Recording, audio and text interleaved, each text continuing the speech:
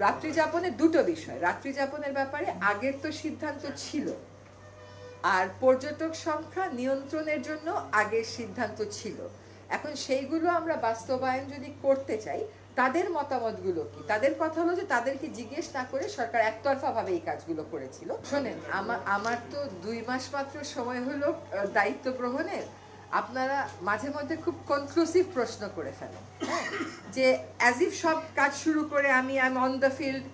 নিশ্চয়ই সুন্দরবনকে বাঁচাতে কাজ করতে হবে, কারণ সুন্দরবন যদি না বাঁচে অন্যান্য বন বাঁচাবার তো আপনার সুযোগ কমে আসবে, তাই না? সুন্দরবন হচ্ছে আমাদের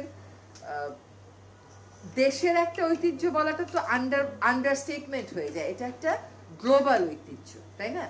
আর তো কোথাও সুন্দরবন নেই। কাজে সুন্দরবন নিয়ে যারা আন্দোলন করেছেন তার মধ্যে তো আমিও ছিলাম, যারা রাস্তায় হেঁটেছেন তার মধ্যে আমিও ছিলাম। তো আমার চেয়ে মানে আমার যে দরদটা ওইটা চলে যাবার কোনো কারণ নেই। এবং সুন্দরবনের এই যে বললাম যে তদন্ত রিপোর্টটা it's public, you can take ইট।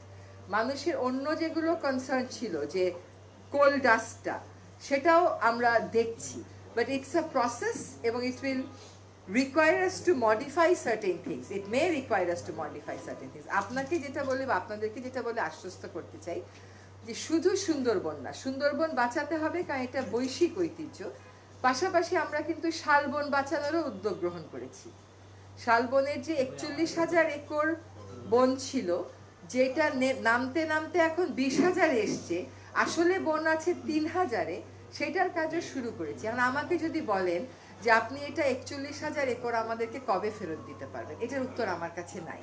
আমি দেখব যে 3,000টাকে কতটুকুন আমি বাড়াতে পারি, সেটুকুন আমি আমার সর্বোচ্চ দিয়ে চেষ্টা করব। এবং সেখানে আপনারাও থাকবেন, আপনারাও যাবেন শালবনে, গিয়ে দেখবেন শালবনে আকাশমণি আছে কিনা, গিয়ে দেখবেন শালবনে ইউক্যালিপটাস আছে কিনা, গিয়ে দেখবেন শালবনের কোন জায়গাটা বেশি দখল হচ্ছে, কোন জায়গাটা কোথায় আমাদের বনবাসীদের সাথে কনফ্লিক্ট হচ্ছে এবং ওইটাকে আমাদের নিরসন করা দরকার।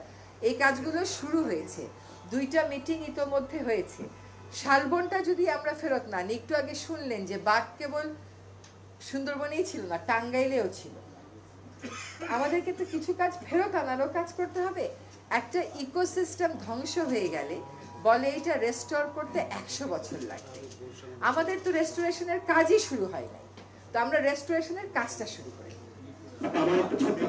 সুন্দরবন সেটা হচ্ছে আমরা দেখতেছি যে এবারে সুন্দরবনের যে অনেক জায়গাতে ইকো রিসোর্ট গড়ে উঠছে। আমরা যেখানে আসলে পর্যটকদের আনাগোনা বেশি, সেখানে প্লাস্টিকের ব্যবহার বেশি হয়। সুন্দরবনে যে সকল রিসোর্ট এখন হচ্ছে, সেখানে কি আপনারা কোনো উদ্যোগ মানে অনুমোদন দিচ্ছেন কিনা, নাকি অবৈধভাবে হচ্ছে? আচ্ছা, আমরা একটা সম্পূর্ণ প্রশ্ন করি। হচ্ছে যে ওটা ওই রিসোর্টগুলো হওয়ার কারণে অনেক মানুষের যাতায়াত বাড়ছে, মোটর বোটের ব্যবহারটা বাড়ছে, এটা কিন্তু প্রাণ বৈচিত্র্যের জন্য বড় ইউ রাইট। সুন্দরবনে আসলে we are planning a visit there. এই ভিজিটটা কেবল আমি আর বন বিভাগ করব না, সুন্দরবন নিয়ে দীর্ঘদিন যাবৎ কাজ করেন এমন বিশেষজ্ঞদেরকে নিয়ে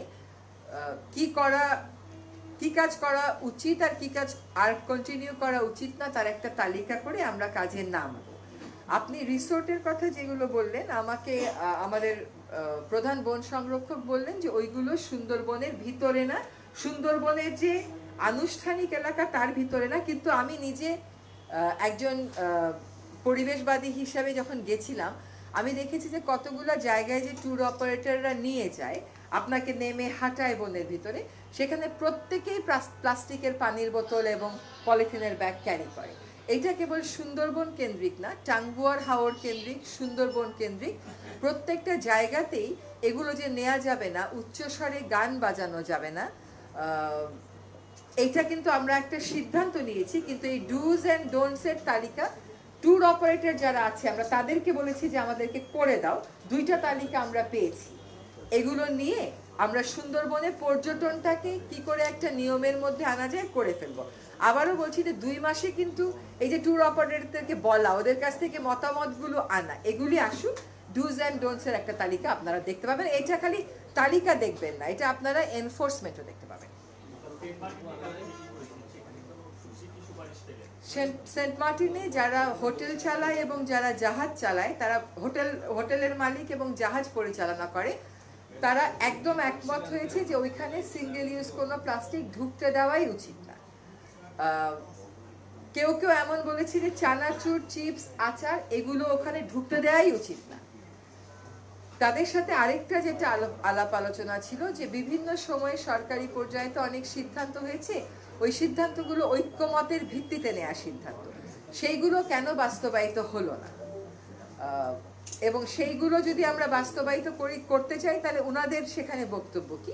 তো তারা আমাদেরকে বলেছেন যে তারা তাদের যারা বাকি সদস্যরা আছেন, বাকি হোটেল মালিকেরা আছেন, বাকি জাহাজ পরিচালনাকারীরা আছেন, তাদের সাথে কথা বলে আমাদেরকে জানাবেন। আমরা তাদেরকে বলেছি যে সরকারের সিদ্ধান্ত ছিল রাতে থাকতে দেয়া যাবে না, সরকারের সিদ্ধান্ত ছিল নির্দিষ্ট পরিমাণের বেশি পর্যটক যেতে পারবে না। তো সেইখানে তাদের বক্তব্য কি, তারা একমত হয়েছে যে পর্যটন ওইখানে নিয়ন্ত্রণ করতে হবে, কিন্তু পরিমাণটা কি হবে এটা তারা তাদের অন্যান্য সদস্যদের সাথে কথা বলে আমাদেরকে জানাবে।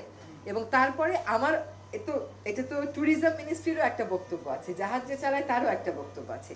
তো যারা হোটেল মালিক আছেন ওখানে এবং যারা জাহাজ পরিচালনা করেন, তাদের যখন আমি মতামতগুলো পাবো, তারপরে সরকারি সংস্থার সাথে কথা বলে আমি আশা করি 20 অক্টোবরের মধ্যে সেন্ট মার্টিনের ব্যাপারে আমাদের কর্মপরিকল্পনাটা আমরা দিতে পারবো। সেন্ট মার্টিনে আরেকটা বড় সমস্যা আছে, ওখানে প্রচুর কুকুর আছে। তো এই কুকুরগুলোর ব্যাপারে কি করা যায়, এটাতেও তারা একমত হয়েছেন যে এটা নিয়ে যারা ডিল করেন যে বিশেষজ্ঞ সংস্থাগুলো, তারা যদি ওখানে গিয়ে ভ্যাকসিনেশন এবং স্টেরিলাইজেশনের প্রসেসটা শুরু করেন, তারা আমাদেরকে সহায়তা করবে। রাত্রি যাপনের দুটো বিষয়, রাত্রি যাপনের ব্যাপারে আগের তো সিদ্ধান্ত ছিল, আর পর্যটক সংখ্যা নিয়ন্ত্রণের জন্য আগের সিদ্ধান্ত ছিল। এখন সেইগুলো আমরা বাস্তবায়ন যদি করতে চাই, তাদের মতামতগুলো কি, তাদের কথা হলো যে তাদেরকে জিজ্ঞেস না করে সরকার একতরফাভাবে এই কাজগুলো করেছিল, তাদের উপর সিদ্ধান্ত তাদের বক্তব্য অনুযায়ী আরোপিত। কিন্তু আপনি যদি মিটিং মিনিটস দেখেন, আপনি দেখবেন প্রত্যেকটা সভাতেই তাদের প্রতিনিধিরা ছিল। তো এখানে নিয়ন্ত্রণ আনা হবে, কিন্তু আমাদের পদ্ধতিটা হচ্ছে যে আমরা একমত হয়ে একটা যদি সিদ্ধান্ত আসতে পারি, তাহলে প্রক্রিয়াটা শুরু হোক, এটা অ্যাসেস করে পরের বছর আবার আমরা নতুন করে দিতে পারবো। তবে রাত্রি যাপন এবং পর্যটন সীমিত, এটা নিয়েই তাদের সিদ্ধান্তগুলো তারা আমাদেরকে বলেছেন 15 তারিখের মধ্যে জানাবেন। ধন্যবাদ।